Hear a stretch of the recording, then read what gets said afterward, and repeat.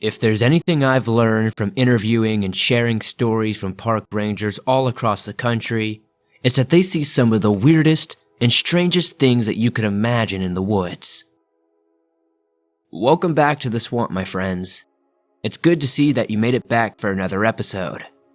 This is by far my favorite series on the channel, and as I can tell from the comments, it's a lot of yours as well. Today, we're going to be sharing some fresh, new park ranger stories that were sent in by viewers just like you. If you have a story that you would like to share in a future video, be sure to submit yours at swampdweller.net or the email you can find in the description down below. I would love to share your story with everyone here in the swamp, and stories like yours help keep this show going. Before we get into these truly terrifying park ranger stories, I just wanted to take a moment to introduce you to the multi-award winning podcast, The Magnus Archives. The Magnus Archives is a weekly horror fiction anthology podcast examining what lurks in the archives of the Magnus Institute, an organization dedicated to researching the esoteric and the weird. Join new head archivist Jonathan Sims as he attempts to bring a seemingly neglected collection of supernatural statements up to date, converting them to audio and supplementing them with follow-up work from his small but dedicated team. Individually, they are unsettling. Together, they begin to form a picture that is truly horrifying, because as they look into the depths of the archives, something starts to look back.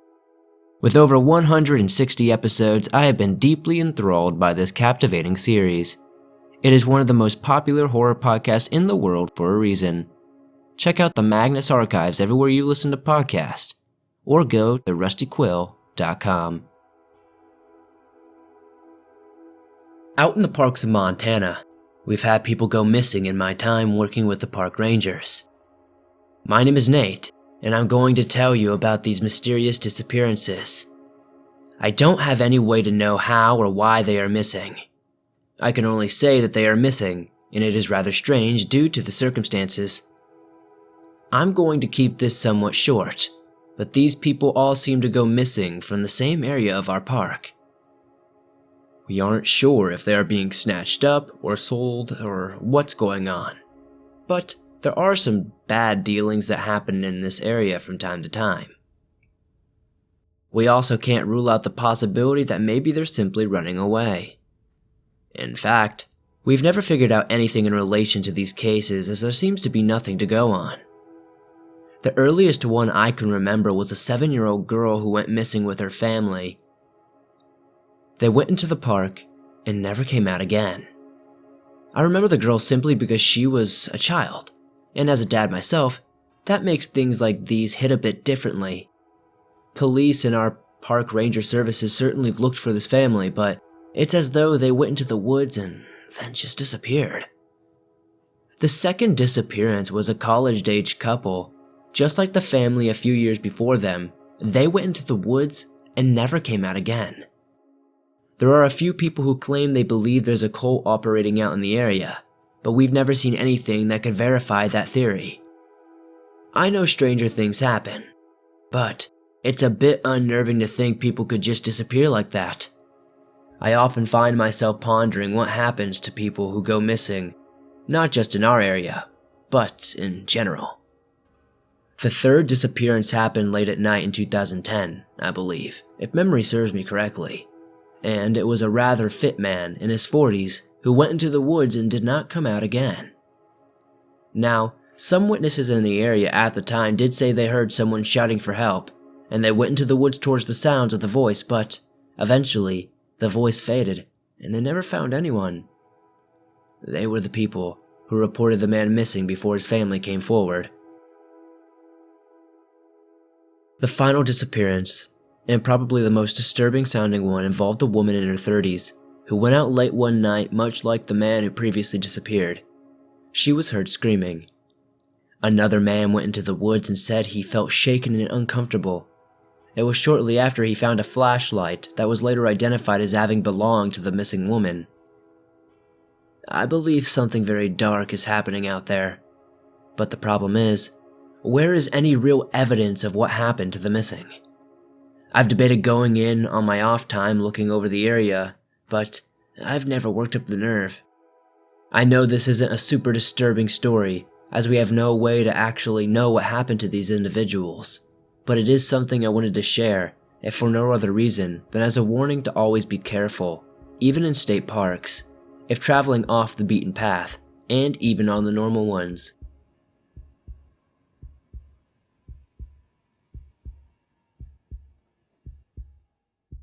I'm a park ranger out of Mississippi, and in the swampier areas we see gators. Now, most people realize there are gators out there, but I want to talk about something else. Something far larger. I'm talking about a ridiculously large gator out in the swamps of Mississippi. Now, I've been working with the rangers for a long time, but in my free time, I like to go swamping, as I like to call it. I like to explore the lovely nature of the swamp on my off time. I've seen many a gator out there, but one evening, I saw something I could not believe. And I guess I wouldn't have ever believed it myself if I hadn't seen it. And I understand if you don't believe it, as it really is something that you have to see. So, I'm boating around in the swamps when I hear something. I'm like, okay, it's probably a gator or something out that way. So I think nothing of it, and I just keep putting along, enjoying my evening. It isn't long before I see an opossum chilling out in a tree. Now, I pay little mind, other than to glance at it, when I suddenly feel something slam into the side of my boat, and it damn near flipped me off the thing. After settling, I look up and see this large gator chomp on the opossum. I have never seen anything like that, and the scariest part is after that happened, it submerged. Its tail straight up hit my boat.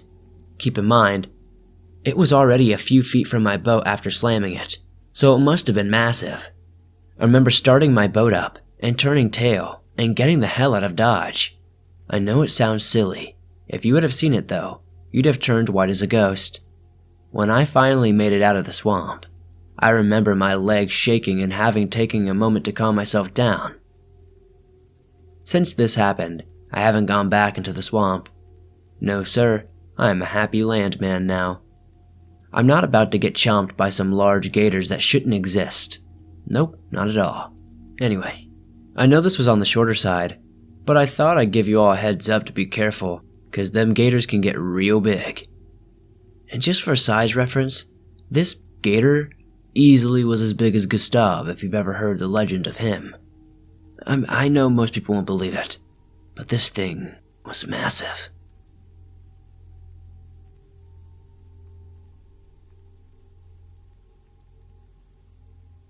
My name is Pamela, and back in 2003, I'm fairly certain I saw a legend walking our parks. We get a lot of animals around the area. It's a park, you expect that sort of thing. But on one particular evening, we had experienced something unexpected. It started with a rancher phoning us about livestock he'd lost. Apparently, one of his cattle had gone missing, and being it was near the area, he called to ask whether we'd seen it wandering around by chance. I answered the call and explained to him we had not seen any livestock in the area, but that we'd look around and be sure his cattle hadn't escaped onto the park somehow. I remember laughing at the thought, but still taking the matter seriously while on the line. After I hung up, I explained to my boss the situation, and he said we could go looking. It was a Friday, and we had time to kill before the end of the shift anyway. So, he didn't see any harm in looking for a rogue cow. I remember how lighthearted everyone was about it, and how we were all making jokes. Well, time went on, and we found nothing. So, we phoned the rancher and said we hadn't seen his cattle, but if we did, we'd contact him again. But if we didn't contact him, it meant we simply never saw any cattle. He thanked us for searching anyway, and said he'd call if his cattle turned up, so we weren't aimlessly looking forever. I remember going home and sleeping as I volunteered to work on Saturday. Well, Saturday morning comes around and I roll into work early. It was still dark out, and as I step out of my truck, I hear a loud mooing.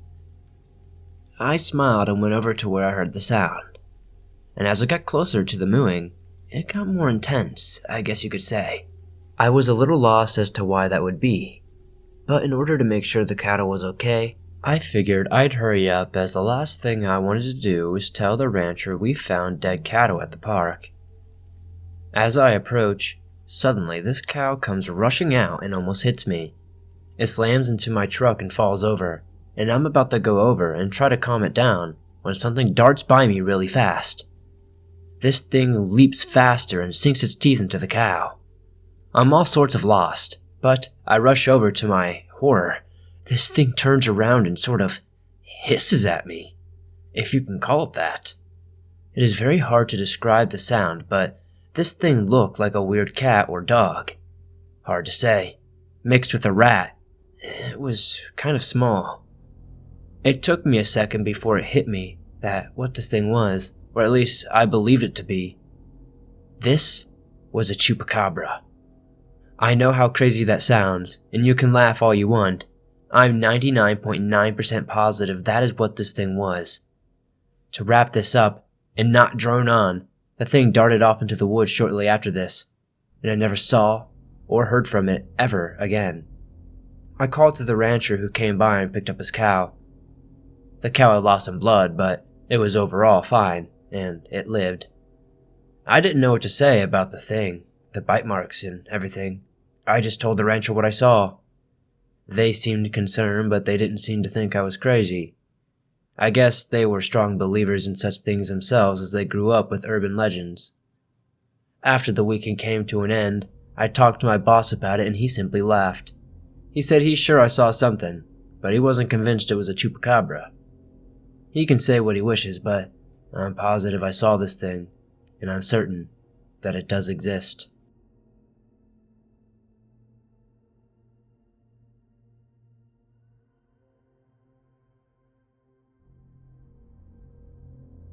My name is Donnie, and I worked with park services in Utah for 20 years before retiring. One of the weirdest things I've ever come across is a kid. Now, I know what you're going to think, and I know you're going to say that this is weird, but I can tell you now, this is no normal happening. It was the summer of '94, when I met a kid that would play in our park. When I first met her, I asked if she had any parents around, as I was concerned about her wandering around aimlessly, even if our parks were well monitored and generally safe. When I'd do this, she would say they didn't live far away, and she was headed home shortly anyway. In the '90s though, stranger danger was becoming a thing. It wasn't entirely unheard of for kids to go around the neighborhood and play or hang out, even in parks. Generally though, if this was happening there, was either a parent or somebody nearby. At the very least, there was a large group of kids, and this girl looked like she was no older than 7. Anyway, the first time she left when I offered to phone her home. The second time, though, she seemed a bit more distraught. She kept saying she was looking for her dog, which she called Macy. She said it was a golden retriever, and that it had gotten out of their yard and run off toward the park. I offered to help find her dog, so long as she stuck with me. I also asked her if her parents knew that she was out here. She said no. As this happened when she was playing in the backyard, she was worried she could be in trouble if her parents found out. This seemed a normal concern for a child, but in an effort to be sure she was in a safe living situation, I asked her if her parents were nice. She told me yes, they were very loving, and they treated her like a princess. I remember the smile on her face, and I felt reassurance at this. I asked if once we found Macy, I could walk her back to meet her parents. She agreed, but seemed hurried as she was fixated on finding her dog. We spent a large part of the day searching for Macy, but eventually gave up. This girl told me she wanted to go home and talk to her parents, so I of course obliged and walked her to her house. It was around the time we were getting closer, as she put it, that I grew a bit concerned. The only thing down the way we were headed, to my knowledge, was an old farmhouse, well out of the way, and as far as I know, no one lived there. I asked the girl what her name was, because she had never given it to me. She said that her name was Kaylee. I then asked her where she lived. She told me on the farm. I asked her if she'd moved there recently, to which she replied she'd lived here her whole life. I didn't want to doubt the girl, but I felt a hesitation growing within me. The more she told me about herself, I tried to shrug this off and decided I'd take her the rest of the way home. When we arrived at home, there was only the farmhouse. It looked decrepit and abandoned, and I turned the girl around and asked her if this was really her home. She smiled and said yes, very matter of fact. I was confused and a bit worried about the girl when suddenly I heard barking. Kaylee turned around and ran toward the sound. A golden retriever appeared and she yelled, "Macy!" before giving it a big hug. The girl thanked me for helping her, and it was nice meeting me. She began to walk off and I asked her to wait. She turned with a smile and she told me, "It's okay, my parents will meet me here shortly. They're at the store." Perplexed and concerned, I told her I'd wait here until they arrived. She told me she'd be fine and turned and walked toward the house.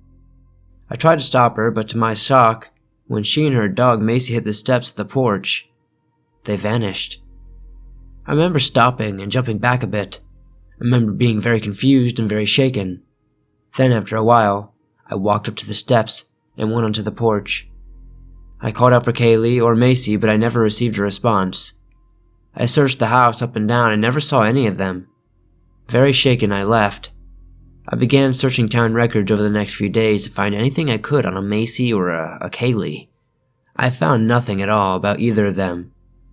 The family that lived in that farmhouse previously had no relation that I can tell to either of these two, and I was left with a very confused feeling.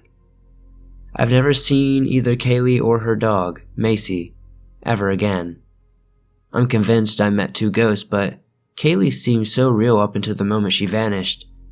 And if they were ghosts, I've never heard of ghosts haunting a place they had no previous connection to. What do you guys think?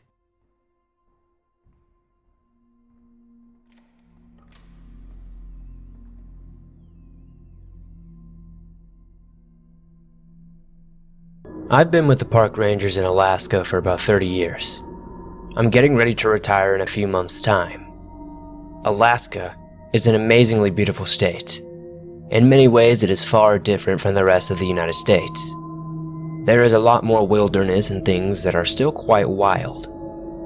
Nature is much more prevalent and things are a lot more rural. If you've ever wanted to live in a place without a lot of neighbors, Alaska has plenty of places just for you. Anyway, my story starts in 1996. We got a call about a missing person. Now, we get the occasional missing person, and that's not unusual by any means, especially out in the wilds of Alaska. But this was a bit more pressing as the missing person wasn't an Alaskan resident. The person was a woman who was supposed to have come to visit some family. They were due out a week prior to return, but the family hadn't heard from her. I reassured the woman that there was a strong chance she was probably already back, but she hadn't checked in. Considering this was a younger woman, I thought maybe she was just enjoying her freedom, so to speak, as that wasn't very uncommon. Still, I told her we'd take things into consideration and we would look into things and let her know what we found. The first thing I did was head over and check in with the family this woman was supposed to be visiting. I was quite of the belief that the missing woman had already headed out of Alaska and gone back to New York where she lived, but I figured I should just check anyway, as if it were my kid, I want to know where their whereabouts were as well. It took some time to get where I was headed, as travel isn't always the most convenient out here in Alaska. Upon my arrival, I knocked on the door of this girl's aunt and explained the situation. I asked some simple questions, and it was then I grew a little bit more worried than I'd initially been. This girl's aunt was very welcoming and gracious, and while I was appreciative of this, she informed me quickly that she hadn't seen her niece since she left a week ago to go back home. I had a cup of coffee and thanked the woman before reassuring her I'd check in with the pilot who flew her out, and I'd get back to her. It wasn't long before I headed that way. While I was a bit more worried, I fully expected to hear from the pilot, and they'd flown her out to the nearest airport outside of Alaska. It was all okay. This theory was great and all except for one thing. Upon heading to where this pilot lived, I found something quite suspicious.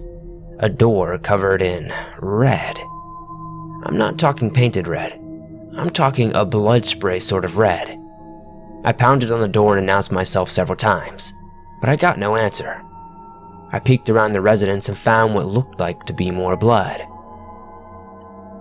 I began following the trail, and there were points where I saw claw marks dug into the side of the cabin this pilot lived in. Eventually, I happened upon a broken window around the back. I took my flashlight and looked inside a bit and noticed there was blood absolutely everywhere. It was at this point I called the nearest authorities. I explained everything to them, and it was here the real investigation began. Inside the cabin was a horrid smell. The authorities had found bits and pieces of this pilot throughout the cabin. A head there, an arm here, blood and entrails just about everywhere. It was sickening, to say the least. It was possible the girl had been in the area, but it had been too long to know for sure. I decided to head back to the airstrip the pilot would have flown out from and found almost nothing to authenticate what had happened or if the girl had ever even been there. My initial thought was she had to have been there. Still, there wasn't much to go on and the trail was fairly non-existent.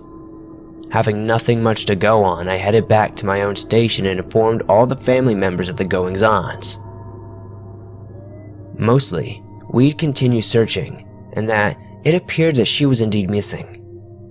I obviously didn't let them know the details of the pilot or anything they didn't need to know. A day turned to a week, which was a month later, and we hadn't really found anything.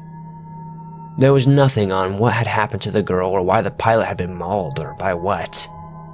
Most of the law enforcement seemed to assume it was a wild animal, but I didn't think as much. I'd never seen a wild animal force its way into someone's home and then just proceed to eviscerate them completely. Sure, sometimes you'll get a wild animal that gets a little too wild, but the level of which the person has been massacred didn't make much sense. Also, it didn't seem like whatever mauled the pilot ate anything. The person was in pieces, sure, but if it were an animal, you'd think it would have feasted on some of it, if not all of it. Also, the claw marks were deep, and none of them seemed to match any kind of animal we had here in Alaska. The eeriest part of all this was that whatever attacked the pilot seemed to have done so with intelligence and almost cold calculation. There are plenty of smart animals out there, but the pilot was able to get their gun off to fire several shots in the process somehow. Whatever attacked him had somehow avoided these things. You'd have to be pretty fast to do something like that. I don't know a human or an animal that could avoid being shot at that close of range and get close enough to rip someone to pieces while that person is firing a shotgun right in front of them. Not a single part of this sat well with me, but there wasn't much I was able to do because I had little to nothing to go on. Looking back now, I wish this would have just been the end, honestly.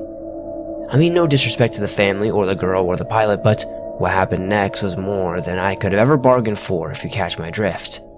I was home one night, about a couple of months after the investigation, when I heard a faint call for help. I was in my chair, fire going and doors locked. Because of the nature of the snow that was falling, I initially thought the wind was playing tricks on my mind, as it was storming pretty hard out there. This quickly changed upon the sound of a loud pounding on my door. I jumped, nearly spilling my hot cocoa all over myself, and I quickly shouted a few obscenities before grabbing my gun and asking who was there. I heard nothing in response, and I decided to check what could be out on the other side of that peephole. It was then I was shocked to see a blonde girl in her 20s covered in blood, crying outside my door. I quickly unlocked my door and swung it open, looking to help this girl, but upon opening the door, I saw no one. I was thrown off by this, especially when I shut the door, locked it again, took 2 steps before the pounding started again. I looked at the peephole again, but as I did, my power died for a moment. I felt shaky, and I couldn't see the best.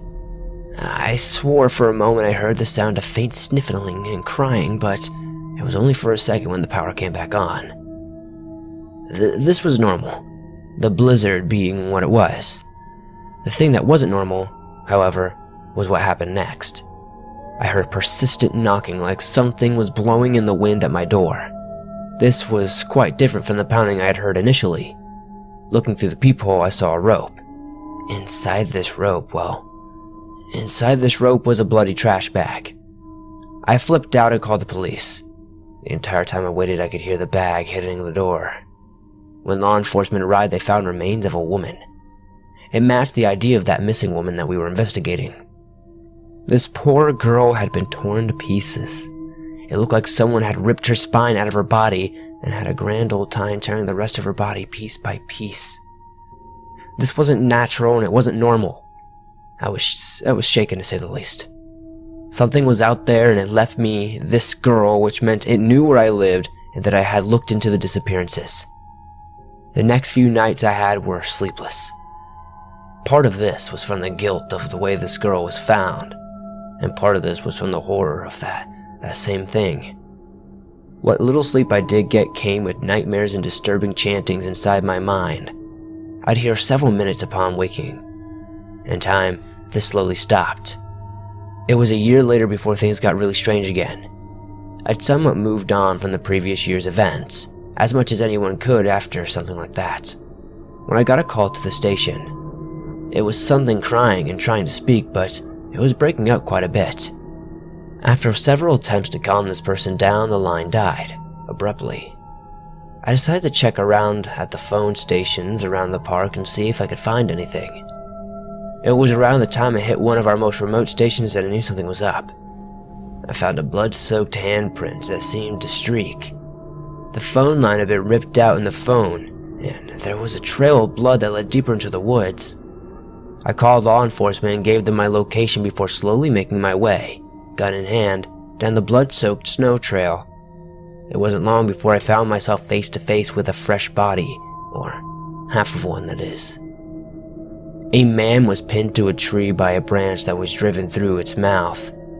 His top half was there, but where his bottom half should have been, there was only blood and some of his insides, which were steaming in the snow. It was here I stopped and waited for the authorities to arrive. I wasn't even slightly comfortable at this point, and I quite honestly wanted nothing to do with the continuing of this investigation. I didn't exactly have a choice, however, as this happened at my park and I was beginning to think it was done intentionally. Afraid for my life, I didn't dare move an inch till the police arrived.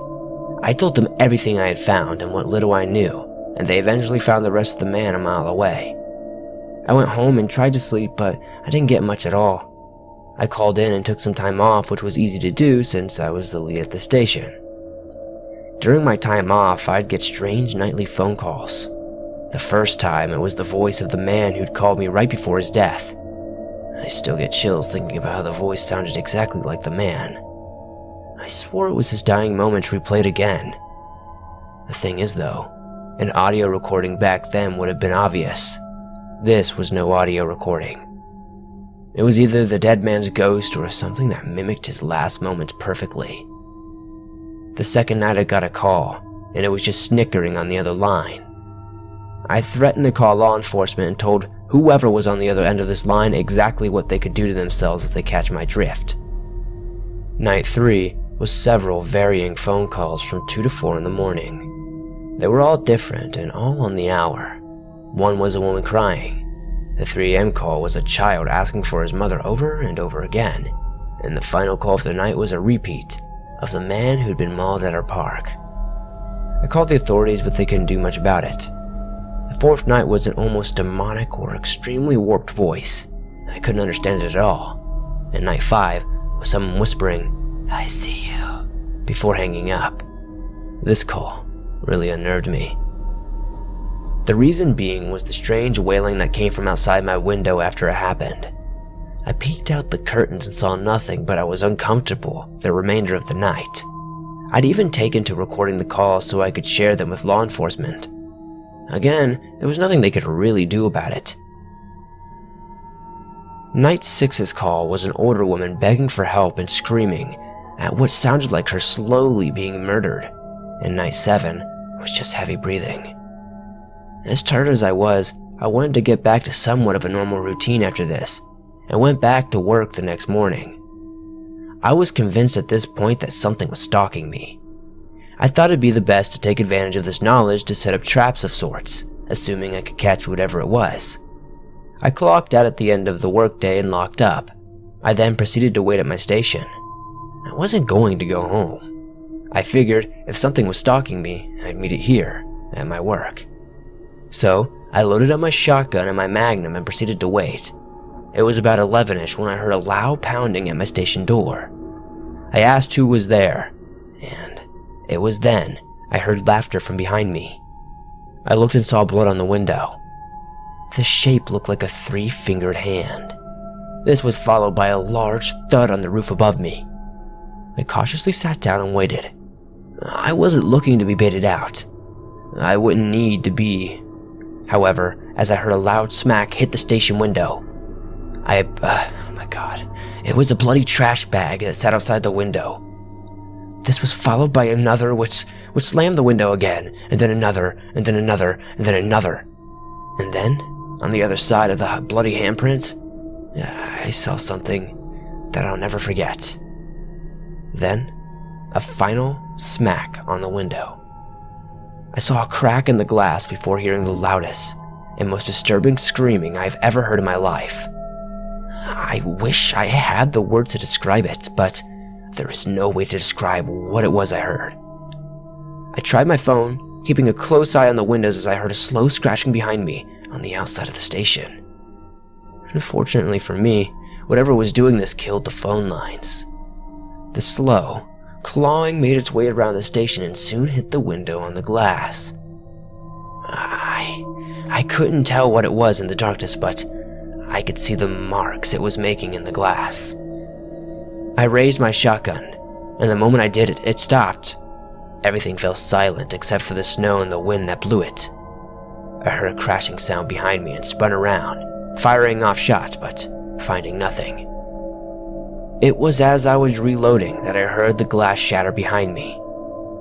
Burst would be a better description, as it flew inwards as pieces of glass cut my skin. I fell to the ground and got up before firing a few more shots into the darkness. I heard nothing, and my adrenaline had me on edge as I was shaking. I wasn't shaking from the cold, I was shaking from pure fear. I heard a woman's laughter and then a man's crying. These sounds circled me and I kept an eye out. Whatever was there remained in the shadows. I was even more afraid now as I wasn't sure where this thing was.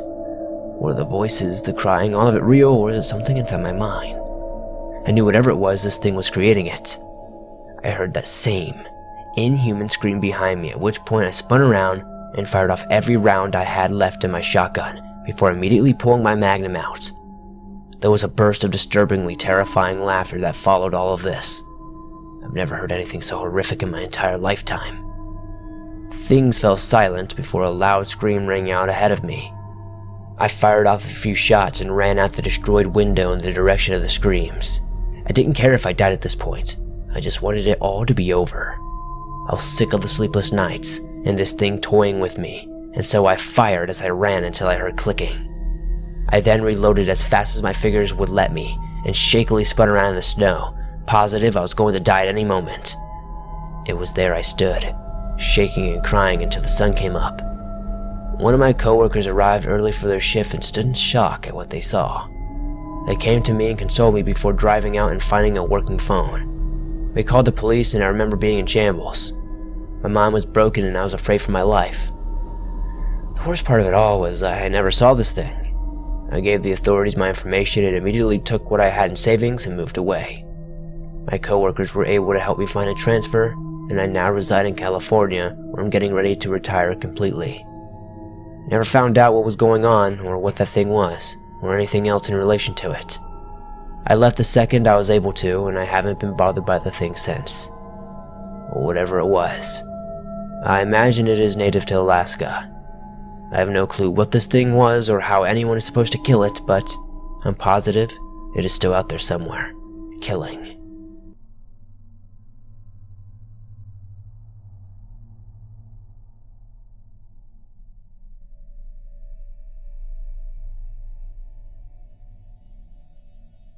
Thanks for listening to these creepy park ranger stories that'll surely keep you out of parks for a while.